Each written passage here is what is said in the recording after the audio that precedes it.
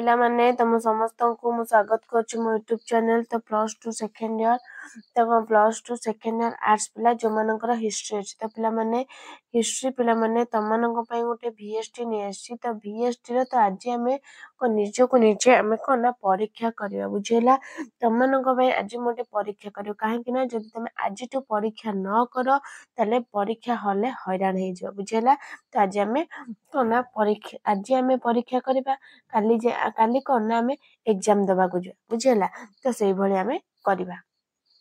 तो देखिबा 21 मार्क रो तो निजो को टेस्ट करबा बहुत गुरुत्वपूर्ण जो माने मूलरू पढ़ी न तो माने खाली मैराथन क्लास देखिनियो पिला माने आ जदी एमसीक्यू किछ अछि तो एमसीक्यू मध्ये देखिनियो 3 मार्क पर आगे पके दियो बुझेला। तो चल हमें स्टार्ट करबा। ते समय 3 घंटा रो फुल मार्क केते ना 80 बुझेला। तो निजो को हमें परीक्षा करबा कोन देला अलाहाबाद रो प्रशस्तिर लेखक किए अलाहाबाद प्रशस्तिर लेखक किए बराहमीर बाणभट्ट हरिसेन कालिदास किए ना हरिसेन किए ना अलाहाबाद प्रशस्तिर लेखक होचंती हरिसेन। नेक्स्ट जैन धर्मर प्रथम तीर्थंकर किए प्रथम जैन धर्मर प्रथम तीर्थ किए महावीर पार्श्वनाथ ऋषभनाथ आरिस्टोनमी किए पिला माने ना ऋषभनाथ। नेक्स्ट सम्यक विश्वास सम्यक ज्ञान एवं सम्यक कर्म को जैन धर्म रे कौन कह जाए त्रिसत्य त्रिरत्न त्रिशपथ त्रिधाम कौन कह जाए पिला माने ना त्रिरत्न। नेक्स्ट अशोक समय रे भू राजस्व संग्राहक को कौन कह जाउतला ब्रजभूमिक युक्त प्रादेशिक राजुक कौन पिला माने ना युक्त कौन ना अशोक समय रे भू राजस्व संग्राहक को कौन ना युक्त कह जाउतला। नेक्स्ट गुप्त युगरे निर्मित बुद्धंकर विशाल ताम्र मूर्ति केउठारु आविष्कृत होइतिला सारनाथ अजंता अहिछत्र सुल्तानगंज कौन हम पिला माने ना हेजबो सुल्तानगंज। नेक्स्ट कर्णाटक रो श्रवण बेलगोला ठारे अवस्थित गोमेतेश्वर नामक बाहुबली मूर्तिर निर्माता के चंद्रगुप्त मौर्य महापद्मनंद चोड़गंगदेव गंगाराज राजमल कौन हम पिला माने ना गंगाराज राजमल। नेक्स्ट दिल्ली रे केउ सुल्तान को खलीफा पुरस्कृत करथिले इल्तुतमिश कुतुबुद्दीन ऐबक आलउद्दीन खिलजी मोहम्मद बिन तुगलक कौन हम ना हेजबो तमरो कौन ना इल्तुतमिश।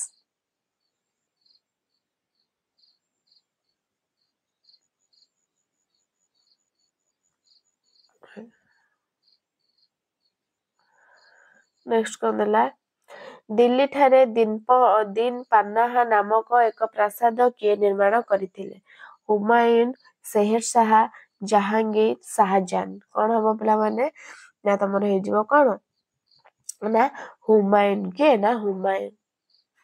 नेक्स्ट आलबेरुणी केउ आक्रमणकारी सह भारत को आसीथिले आलबेरुणी मोहम्मद घोरी महमूद बाबर तैमूर लंग कौन हम पिला माने ना हेजबो तमरो कौन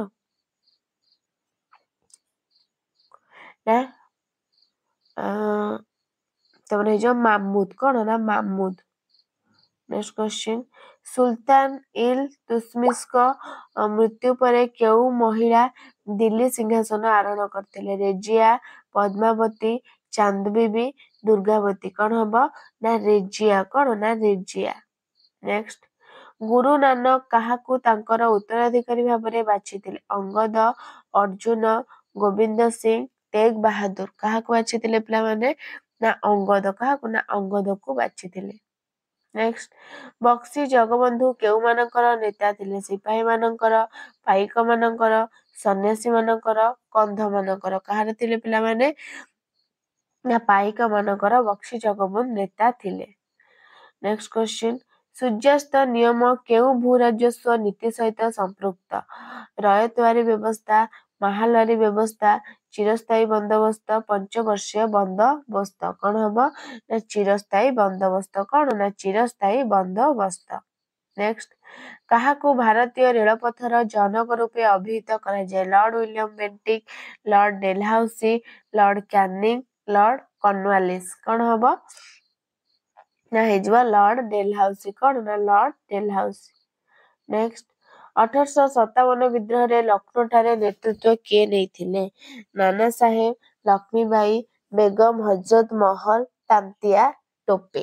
କଣ ହବ ନା ବେଗମ ହଜରତ ମହଲ।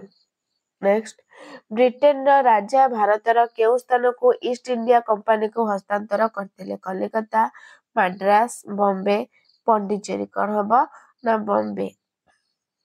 ନେକ୍ସଟ ନିମ୍ନୋକ୍ତ କେଉଁ ସହରଟି ହରପ୍ପା କାଳୀନ ସହର ଅଟେ? ବୈଶାଳୀ, ରାଜଗୃହ, କୌଶାମ୍ବୀ, ରାକ୍ଷୀଗଡି। କଣ ହବ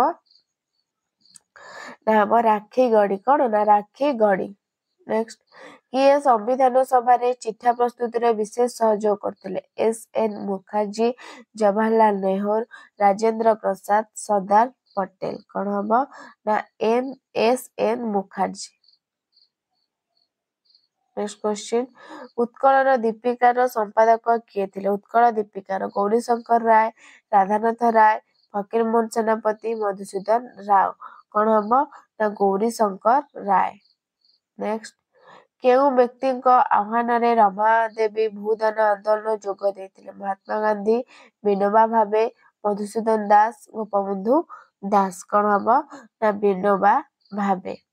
ପରବର୍ତ୍ତୀ କ୍ୱେଶ୍ଚିନ୍ ମୌଳିକ କର୍ତ୍ତବ୍ୟ କେତେ ମସିହାରେ ସମ୍ବିଧାନରେ ଯୋଗ କରାଗଲା? 1976, 1984, 1988, 1990। କେତେ ନା 1976 ମସିହାରେ। ତାପରେ କଣ ଦେଲା ଗ୍ରୁପ ବି 14 ମାର୍କସ ର 2 ମାର୍କିଆ 7ଟା କରିବେ। ଯେକୌଣସି 2ଟି ପ୍ରଶ୍ନର ଆଇର ଆମେ ଉତ୍ତର ଦବା।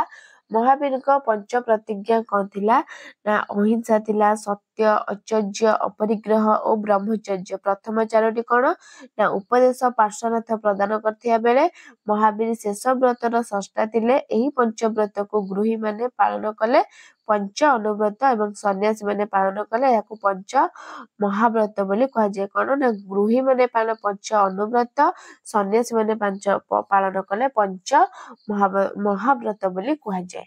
ନେକ୍ସଟ ଚିକିତ୍ସା ବିଜ୍ଞାନ କ୍ଷେତ୍ରରେ ଗୁପ୍ତ ଯୁଗ କିପରି ଅଗ୍ରଗତି ହାସଲ କରିଥିଲା? ଚିକିତ୍ସା ବିଜ୍ଞାନ କ୍ଷେତ୍ରରେ ଗୁପ୍ତ ଯୁଗ ଥିଲା ସୁପ୍ରସିଦ୍ଧ। ଶଲ୍ୟ ଚିକିତ୍ସା କ୍ଷେତ୍ରରେ ଅନବଦ୍ୟ ସୃଷ୍ଟି ଥିଲା ସୁଶ୍ରୁତଙ୍କ ସୁଶ୍ରୁତ ସଂହିତା।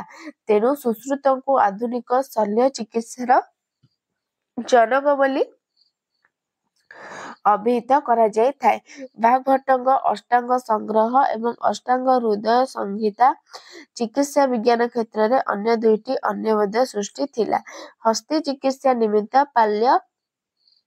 ପାଲକପ୍ୟଙ୍କ ହସ୍ତ୍ୟାୟୁର୍ବେଦ ଏବଂ ଅଶ୍ଵ ଚିକିତ୍ସା ନିମିତ୍ତ କଣ ନା ଶାଳିହୋତ୍ରଙ୍କ ଅଶ୍ୱଶାସ୍ତ୍ର ସେ ସମୟରେ ପଶୁ ଚିକିତ୍ସା ଦିଗରେ ଯଥେଷ୍ଟ ସହାୟକ ହୋଇଥିଲା। ପାତନ ପଦ୍ଧତି ଏବଂ ରୋଗ ସଂକ୍ରମଣ ନିବାରକ ନାଗାର୍ଜୁନଙ୍କ ଦ୍ୱାରା ଆବିଷ୍କୃତ ହୋଇଥିଲା ଯାହା ଚିକିତ୍ସା ବିଜ୍ଞାନ କ୍ଷେତ୍ରରେ ଆଣିଥିଲା ବୈପ୍ଳବିକ ପରିବର୍ତ୍ତନ। ନେକ୍ସଟ ଧର୍ମ ମହାପାତ୍ର ଉପରେ ଏକ ସଂକ୍ଷିପ୍ତ ନା କଳିଙ୍ଗ ଯୁଦ୍ଧର ବିଭୀଷିକା ଅଶୋକଙ୍କ ହୃଦୟରେ ଗଭୀର ରେଖାପାତ କରିଥିଲା ଏବଂ ବୌଦ୍ଧ ଧର୍ମର ଅହିଂସା ଓ କରୁଣା ପ୍ରତି ସେ ଆକୃଷ୍ଟ ହୋଇଥିଲେ। ବୌଦ୍ଧ ଧର୍ମର ପ୍ରସାରରେ ସେ ଗୁରୁତ୍ୱପୂର୍ଣ୍ଣ ଭୂମିକା ଗ୍ରହଣ କରିଥିଲେ। ଅଶୋକ ପ୍ରଜାମାନଙ୍କର ନୈତିକ ତଥା ଆଧ୍ୟାତ୍ମିକ ଉନ୍ନତି ପାଇଁ ସର୍ବଦା ତତ୍ପର ଥିଲେ। ଶେଷରେ ଏହି ନୀତିକୁ କାର୍ଯ୍ୟକାରୀ କରିବା ପାଇଁ ଅଶୋକ କଣ ନା ଧର୍ମ ମହାପାତ୍ର ନାମରେ ଏକ କର୍ମଚାରୀ ଗୋଷ୍ଠୀ ନିଯୁକ୍ତି କରିଥିଲେ। ଜନସାଧାରଣଙ୍କ ମଧ୍ୟରେ ଧର୍ମ ଭାବ ଜାଗ୍ରତ କରିବା ଏମାନଙ୍କର ମୁଖ୍ୟ ଉଦ୍ଦେଶ୍ୟ ଥିଲା। ନେକ୍ସଟ ଯେକୌଣସି 2ଟି ପ୍ରଶ୍ନର ଉତ୍ତର ଦିଅ। ତୁର୍କାନ ଇ ଚିହଲଗାନି କଣ? ତୁର୍କାନ ଇ ଚିହଲଗାନି ଦିଲ୍ଲୀର ସୁଲତାନ ହେବା ପରେ ଇଲତୁତ୍ମିଶ ଶାସନକୁ ସୁଦୃଢ କରିବା ପାଇଁ 40 ଜଣ ସୁଯୋଗ୍ୟ କ୍ରୀତଦାସଙ୍କୁ ଶିକ୍ଷା ଓ ତାଲିମ ଦେଇ ଉଚ୍ଚ ଅଧିକାରୀ ଭାବେ ନିଯୁକ୍ତି ଦେଇଥିଲେ। ସେମାନେ 40 ବାହିନୀ ବା ତୁର୍କାନ ଇ ଚିହଲଗାନି ନାମରେ କଥିତ ହେଲେ। ପ୍ରତ୍ୟେକ ଥିଲେ ତୁମିସ୍କର ଜଣେ ଜଣେ ବିଶ୍ୱସ୍ତ ଦାସ ଏବଂ ସେମାନଙ୍କ ମାଧ୍ୟମରେ ସେ ଶାସନ ନିୟନ୍ତ୍ରଣ କରୁଥିଲେ। ଏହି 40 ବାହିନୀ ଭିତରେ ତୁର୍କ, ଆଫଗାନୀ, ଭାରତୀୟ ଓ ଆବିସିନୀୟ ଗୋଷ୍ଠୀର ଦାସମାନେ ମଧ୍ୟ ଥିଲେ। ତାପରେ କଣ ଦେଲା, ମୋଗଲ ଯୁଗରେ ମନସବାଦୀର ବ୍ୟବସ୍ଥା କିପରି? ମୋଗଲ ଯୁଗରେ ମୋଗଲ ଶାସନ ସମୟରେ ସାମାଜିକ ତଥା ଅମଲାତାନ୍ତ୍ରିକ ବ୍ୟବସ୍ଥାରେ ଦେଶର ସାମାଜିକ ଓ ସାମରିକ କାର୍ଯ୍ୟ ପରିଚାଳନା କରୁଥିଲେ ମନସବାଦରମାନେ। ସେମାନଙ୍କୁ ଭିନ୍ନ ଭିନ୍ନ ଜାତି ଓ ଧର୍ମରୁ ଚୟନ କରି ନିଯୁକ୍ତି ଦେଉଥିଲେ ମୋଗଲ ସମ୍ରାଟ। ମୋଗଲ ଶାସନ କାଳର ଏକ ଦୃଢ଼ ସ୍ତମ୍ଭ ମନସବାଦର ତୁର୍କ, ଆରବ, ଆଫଗାନ, ରୁଷିଆ, ରାଜପୁତ, ମରହଟ୍ଟା ଗୋଷ୍ଠୀରୁ ନିଯୁକ୍ତି ହେଉଥିଲା। ସେମାନଙ୍କ କାର୍ଯ୍ୟ ଓ ସେବା ବଦଳରେ ନଗଦୀ ବା ମୁଦ୍ରା, ଅଧିକାଂଶ ସ୍ଥଳରେ ଜାଗିର ବା ନିର୍ଦ୍ଦିଷ୍ଟ ଜମିର ଖଜଣା ଆଦାୟ ଓ ଉପରିଭୋଗର ଅଧିକାର ଦିଆଯାଉଥିଲା। ସମାଜରେ ଏମାନଙ୍କ ସ୍ଥାନ ଶୀର୍ଷରେ କିନ୍ତୁ ସମ୍ରାଟଙ୍କର କଣ ନା ତଳେ ଥିଲା। ସାରିଆତ କଣ? ସାରିଆତ ହେଉଛି ମହମ୍ମଦକୁ ପ୍ରଦାନ କରାଯାଉଥିବା ଈଶ୍ୱରଙ୍କର ମୁଖ ନିଃସୃତ ବାଣୀ। ସାରିଆତ ନିର୍ଦ୍ଦେଶ ଅନୁଯାୟୀ ସୁଲତାନମାନେ ରାଜ୍ୟ ଶାସନ କରୁଥିଲେ। ସେ ସମୟରେ ହିନ୍ଦୁମାନେ ଜିଜିଆ କର ଦେଉଥିଲେ। ସାରିଆତ ଅନୁଯାୟୀ ସୁଲତାନ 5ଟି ଉତ୍ସର ଆୟ କରୁଥିଲେ। ସେଗୁଡ଼ିକ ହେଲା କଣ ନା ଉସର, ଖାରାଜ, ଖାମ, ଜାକତ ଏବଂ ଜିଜିଆ। ନେକ୍ସଟ, ଆଲବେରୁଣୀଙ୍କ ସମୟରେ ଭାରତରେ ଜାତି ପ୍ରଥା କିପରି ଥିଲା? ଆଲବେରୁଣୀ ଭାରତରେ ପ୍ରଚଳିତ ଜାତି ପ୍ରଥା ବିଷୟରେ ତାଙ୍କ ପୁସ୍ତକରେ ଲେଖିଛନ୍ତି। ତାଙ୍କ ମତରେ ଭାରତୀୟମାନେ ସେମାନଙ୍କର ଜାତିକୁ ନେଇ ବେଶ ଗର୍ବିତ ଥିଲେ। ସେମାନେ ବିଦେଶୀମାନଙ୍କୁ ଘୃଣା କରିବା ସହିତ ସେମାନଙ୍କୁ ମ୍ଲେଚ୍ଛ ବୋଲି କହୁଥିଲେ। ସେ ସମୟରେ ଭାରତୀୟ ସମାଜ 4 ଗୋଟି ଭାଗରେ ବିଭକ୍ତ ହୋଇଥିଲା: ବ୍ରାହ୍ମଣ, କ୍ଷତ୍ରିୟ, ବୈଶ୍ୟ ଏବଂ ଶୂଦ୍ର। ବ୍ରହ୍ମାଙ୍କ ମସ୍ତକରୁ ବ୍ରାହ୍ମଣ, ବ୍ରହ୍ମାଙ୍କ ବାୟୁରୁ କ୍ଷତ୍ରିୟ ଏବଂ ବ୍ରହ୍ମାଙ୍କ ନାଭିରୁ ବୈଶ୍ୟ ଓ ବ୍ରହ୍ମାଙ୍କ ପାଦରୁ ଶୂଦ୍ର ଜନ୍ମ ହୋଇଥିଲେ ବୋଲି କୁହାଯାଇଛି। ସମାଜରେ ନିମ୍ନରେ ଥିଲେ ଶୂଦ୍ରମାନେ, ଯେଉଁମାନେ ସେବାକାରୀ ଜାତି ଭାବରେ ଅନ୍ୟ 3 ଜାତିର ସେବା କରୁଥିଲେ। ସେମାନଙ୍କ ଉପରେ ନାନାଦି କଟକଣା ଲାଗୁ ହେଉଥିଲା। ସେମାନଙ୍କୁ ସମାଜରେ ଅସତ୍ ବ୍ୟବହାର କରାଯାଉଥିଲା। ଏତଦ୍ ବ୍ୟତୀତ ଆଲବୁଣି ଲେଖିଛନ୍ତି, ସେ ସମୟରେ ସମାଜରେ ଅନ୍ୟ ଏକ ଜାତିର ଲୋକ ଥିଲେ ଯାହାଙ୍କୁ କଣ ଅନ୍ତ୍ୟଜ କୁହାଯାଉଥିଲା। ସେମାନଙ୍କ ସ୍ଥିତି ଶୂଦ୍ରଙ୍କଠାରୁ ହୀନ ଥିଲା। ଆଲବେରୁଣୀ ଏହି ଜାତି ପ୍ରଥାର ବିରୋଧ କରିଥିଲେ ଏବଂ କହିଥିଲେ ଏହା ହେଉଛି ପ୍ରକୃତିର ବିପରୀତ କାର୍ଯ୍ୟ। ତାପରେ ଯେକୌଣସି 2ଟି ପ୍ରଶ୍ନର ଉତ୍ତର କଣ ଦେଇଛି ନା ଡେଲହାଉସଙ୍କ ଡାକ ବ୍ୟବସ୍ଥାର ସଂସ୍କାର। ଡେଲହାଉସଙ୍କ ଡାକ ବ୍ୟବସ୍ଥାର ସଂସ୍କାର କଣ ନା ଲର୍ଡ ଡେଲହାଉସି ଡାକ ବିଭାଗର ଆମୂଳଚୂଳ ପରିବର୍ତ୍ତନ ଘଟାଇଥିଲେ। 1854 ମସିହାରେ ନୂତନ ଡାକଘର ଆଇନ ପ୍ରଣୟନ କରାଗଲା। ସହର ତଥା ଗ୍ରାମରେ ଡାକଘରମାନ ସ୍ଥାପନ କରାଗଲା। ଡାକ ବିଭାଗର କାର୍ଯ୍ୟକାରିତାକୁ ତଦାରଖ କରିବା ପାଇଁ ଜଣେ ଡାଇରେକ୍ଟର ଜେନେରାଲ ନିଯୁକ୍ତ ହୋଇଥିଲେ। ପ୍ରତ୍ୟେକ ଚିଠି ଉପରେ 2 ପଇସାର କଣ ନା ଟିକେଟ ଲଗାଯାଇଥିଲା। ମାତ୍ର 2 ପଇସାରେ ଭାରତ ସାରା ଚିଠି ଅନାୟାସରେ ପହଞ୍ଚି ପାରୁଥିଲା। ଏହା କେବଳ ସଂଯୋଗ ସ୍ଥାପନ ଓ ଯୋଗାଯୋଗ ବୃଦ୍ଧିରେ ଯେ ସହାୟକ ହେଉଥିଲା ତାହା ନୁହେଁ, ଇଷ୍ଟ ଇଣ୍ଡିଆ କମ୍ପାନୀ ପାଇଁ ଏହା ଅର୍ଥ ଆଗମନରେ ପଥ ସୁଗମ କରି ଦେଉଥିଲା। ନେକ୍ସଟ, ବୀର ସୁରେନ୍ଦ୍ର କିଏ? 1857 ଖ୍ରୀଷ୍ଟାବ୍ଦ ବିଦ୍ରୋହରେ ପ୍ରତିଧ୍ୱନି ଓଡ଼ିଶା ମାଟିରେ ଶୁଣାଯାଉଥିଲା। ଓଡ଼ିଶାରେ ଏହି ବିଦ୍ରୋହର ଅଗ୍ରସାରଥୀ ଥିଲେ ବୀର ସୁରେନ୍ଦ୍ର ସାଏ। ସେ ଇଂରେଜ ଶାସନ ବିରୁଦ୍ଧରେ ସମ୍ବଲପୁରଠାରେ ବିଦ୍ରୋହ ଘୋଷଣା କରିଥିଲେ। ସେ ବୃଦ୍ଧ ନାରାୟଣ ରାଓଙ୍କ ପୋଷପୁତ୍ର ଥିଲେ। ମାତ୍ର ଡେଲହାଉସି ରାଜସ୍ୱତ୍ୱ ଲୋପ ନୀତି ପ୍ରୟୋଗ କରି ସମ୍ବଲପୁରକୁ ଇଂରେଜ ସାମ୍ରାଜ୍ୟଭୁକ୍ତ କରିବାକୁ ସୁରେନ୍ଦ୍ର ସାଏ ନିଜର ପ୍ରତିପତ୍ତି ଓ ପଦମର୍ଯ୍ୟାଦା ହରାଇଥିଲେ। ଏଥିରେ କ୍ଷୁବ୍ଧ ହୋଇ ସୁରେନ୍ଦ୍ର ସାଏ ବିଦ୍ରୋହରେ ଭାଗ ନେଇଥିଲେ ଏବଂ ଶେଷରେ ବନ୍ଦୀ ଅବସ୍ଥାରେ ଅସୁରଗଡ଼ ଦୁର୍ଗରେ ମୃତ୍ୟୁବରଣ କରିଥିଲେ। ନେକ୍ସଟ,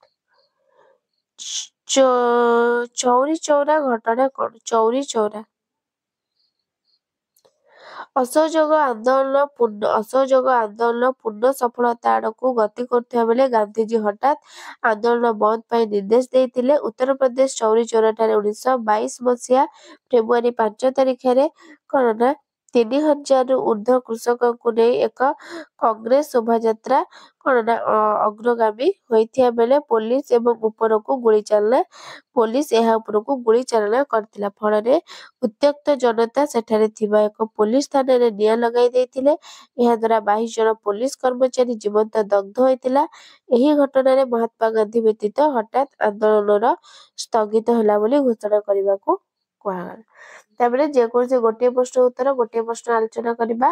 ଗୋପବନ୍ଧୁ ଦାସଙ୍କ ପ୍ରତିଷ୍ଠିତ ସମ୍ବାଦପତ୍ର ସମାଜ କଣ ନା ଓଡ଼ିଶାରେ ଜନମାନସରେ ଅତି ପ୍ରିୟ ପତ୍ରିକା ଭାବରେ ସମାଜ ଏକଦା ଚହଳ ପକାଇଥିଲା। ଉକ୍ତ ପତ୍ରିକାଟି 1919 ଖ୍ରୀଷ୍ଟାବ୍ଦ ଅକ୍ଟୋବର ମାସରେ କଣ ସାକ୍ଷୀଗୋପାଳ ସ୍ଥିତ ସତ୍ୟବାଦୀ ପ୍ରେସରୁ ସାପ୍ତାହିକ ସମ୍ବାଦପତ୍ର ଭାବରେ ପ୍ରକାଶିତ ହୋଇଥିଲା। ପ୍ରତି ଶନିବାର ଦିନ ଏହି ସମ୍ବାଦପତ୍ର ପ୍ରକାଶିତ ହୋଇଥିଲା। କିଛି ଦିନ ପରେ ସମାଜ ପୁରୀରୁ ପ୍ରକାଶିତ ହେଲା। ଶେଷରେ ଏହା କଟକରୁ ପ୍ରକାଶ ପାଇଲା। 1930 ମସିହାରେ ସମାଜ ଏକ ଦୈନିକ ସମ୍ବାଦପତ୍ର ଭାବରେ ପ୍ରକାଶିତ ହେଲା। ଓଡ଼ିଶାରେ ସାଧାରଣ ଲୋକମାନଙ୍କ ମଧ୍ୟରେ ଜାତୀୟ ଚେତନା ସୃଷ୍ଟି କରିବାରେ ସମାଜ ଏକ ଗୁରୁତ୍ୱପୂର୍ଣ୍ଣ ଭୂମିକା ଗ୍ରହଣ କରିଥିଲା। ଅଦ୍ୟାବଧି ଏହି ପତ୍ରିକା ଏହାର ଜନପ୍ରିୟତା ବଜାୟ ରଖିବାର ସମର୍ଥ ହୋଇଛି।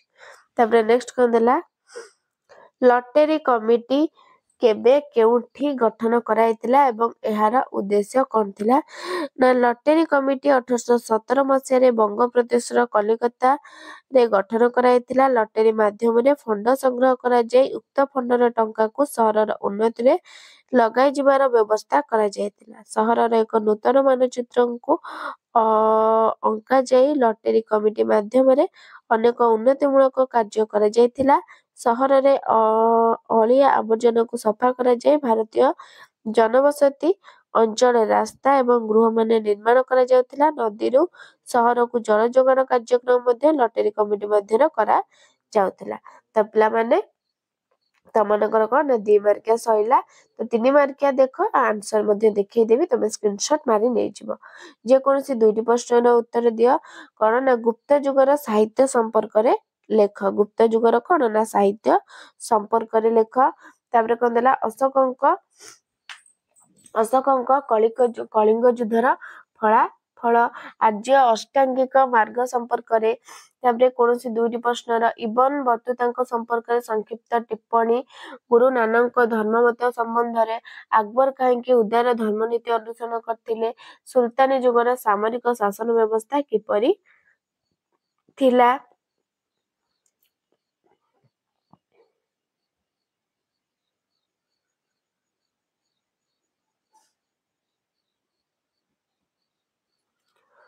ତାପରେ କଣ ଦେଲା, ଯେକୌଣସି 2ଟି ପ୍ରଶ୍ନର ଉତ୍ତର।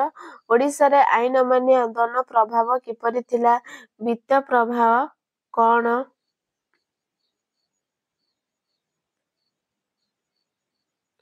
ବିତ୍ତ ପ୍ରଭାବ କଣ। 1857 ବିଦ୍ରୋହରେ ଫଳାଫଳ ଗୁଡ଼ିକର ସଂକ୍ଷେପରେ ଆଲୋଚନା କର। ଯେକୌଣସି ଗୋଟିଏ ପ୍ରଶ୍ନର ଫକୀରମୋହନ ସେନାପତି ସମ୍ବିଧାନ ପ୍ରଣୟନ ସଭା ବା ଶାସନ ବିଧାୟକ ସଭାର ଗଠନ ସଂକ୍ଷେପରେ ଲେଖ। ତ ପିଲାମାନେ ତମମାନଙ୍କର ହେଲା କଣ ନା 3 ମାର୍କିଆ। ତାପରେ 8 ମାର୍କିଆ, ଭାରତୀୟ ସଂସ୍କୃତିକୁ ବୌଦ୍ଧ ଧର୍ମର ଅବଦାନ ଗୁଡ଼ିକ କଣ। ସୁଫିବାଦର ବିକାଶ ସମ୍ପର୍କରେ। ମୋଗଲ ଯୁଗର ସାମାଜିକ ଜୀବନ ଉପରେ ଏକ ବିବରଣୀ। ଭାରତ ଛାଡ଼ ଆନ୍ଦୋଳନ କାରଣ ଫଳାଫଳ। 1857 ବିଦ୍ରୋହରେ କାରଣଗୁଡ଼ିକ ବିଶ୍ଳେଷଣ। ମହାରାଜ କୃଷ୍ଣଚନ୍ଦ୍ର ଗଜପତି ନାରାୟଣ ଦେବଙ୍କ କୃତିତ୍ୱ ସମ୍ପର୍କରେ ଲେଖ। 3 ମାର୍କିଆ କ୍ୱେଶ୍ଚିନ୍ ଦେଖିଦବା। ତ ଦେଖ 3 ମାର୍କିଆ କ୍ୱେଶ୍ଚିନ୍, ଗୁପ୍ତ ଯୁଗର ସାହିତ୍ୟ ସମ୍ପର୍କରେ ଲେଖିବ। ଗୁପ୍ତ ଯୁଗକୁ ସଂସ୍କୃତ ସାହିତ୍ୟର ସୁବର୍ଣ୍ଣ ଯୁଗ କୁହାଯାଇଥିଲା। ଏସବୁ ହେଇ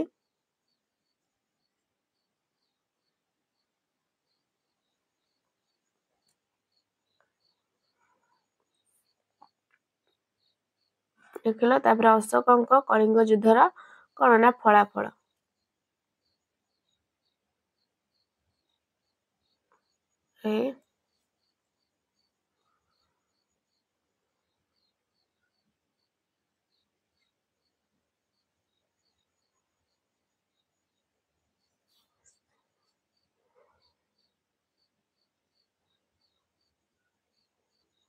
ତାପରେ ଇବନ ବତୁତାଙ୍କ ସମ୍ପର୍କରେ ସଂକ୍ଷିପ୍ତ ବିବରଣୀ।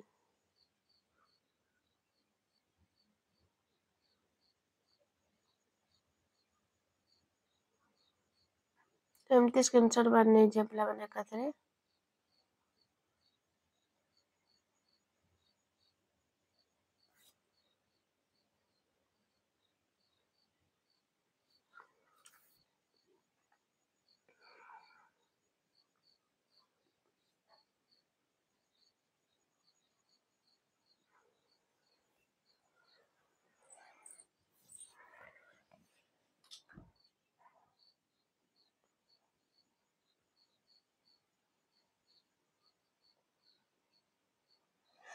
तो एतिकी थिला तमरो कौन ना 3 मार्किया क्वेश्चन। तो पिला माने वीडियो भल लागिले लाइक शेयर सब्सक्राइब कर दबो। रहउची धन्यवाद। जय जगन्नाथ।